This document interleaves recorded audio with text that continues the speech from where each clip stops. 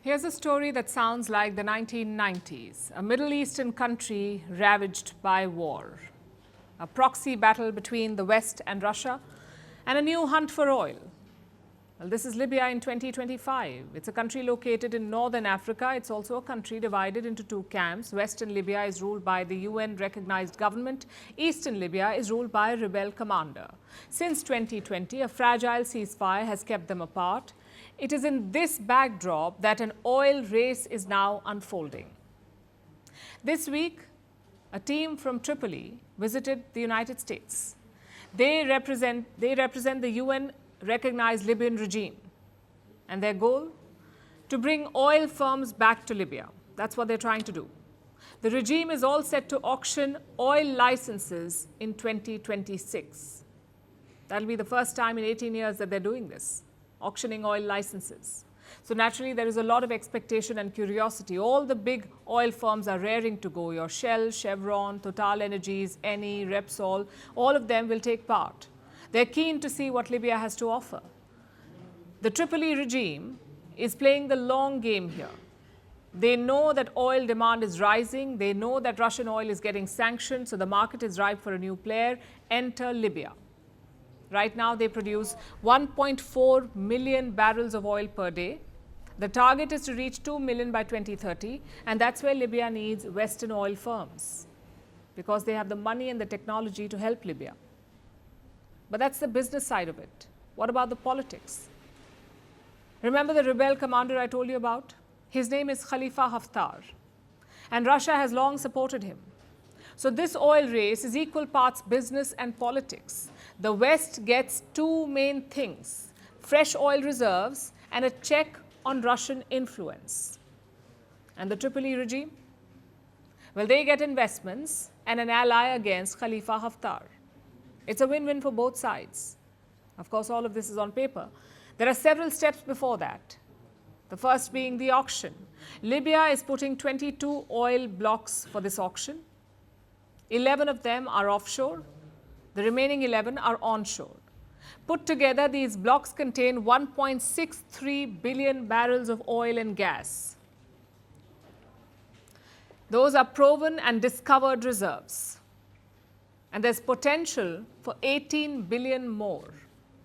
The bidding will start in February next year. After that, the extraction will begin. Needless to say, security will be a key issue. Khalifa Haftar and his sons control key oil assets in Libya. They also have access to Russian military and technology, so expect them to fight back. Now we understand what the Tripoli regime is doing here. They're leveraging what they have because the people need help. Let me share some numbers with you. More than 32% of Libyans live in poverty. Around 435,000 people have been displaced. More than 2.4 million people need some form of assistance. Almost half of them are women and children. We don't speak about Libya often, but the fact is this is a humanitarian crisis, a major humanitarian crisis. So yes, it is tempting for the Tripoli regime to woo oil giants, to leverage their resources to help their people. But you can't deny the irony here. Western countries bombed Libya in 2011. They helped topple Libya's longtime ruler Muammar Gaddafi. So the West is responsible for the chaos that you see today. Now those same Western countries are coming back. Their companies will plunder Libya's oil. They will make huge profits. Meanwhile, Libyans will await their trickle, whatever is left after corruption and commissions. Do you see the irony here? Gaddafi was a brutal dictator. He stamped out free speech and dissent, but he also ran a welfare state. Libya used to be the richest country in Africa. They had the highest per capita GDP and life expectancy, but today it is a failed state, all thanks to Western nation building. Because the West thought they could decide who will rule Libya. As this new oil race heats up, we can only hope that there isn't a repeat. Yes, money and technology will pour in, but we hope it reaches the people of Libya, not just Western oil giants and their agents. They promised glory. They delivered fear. They shape nations. They scar generations.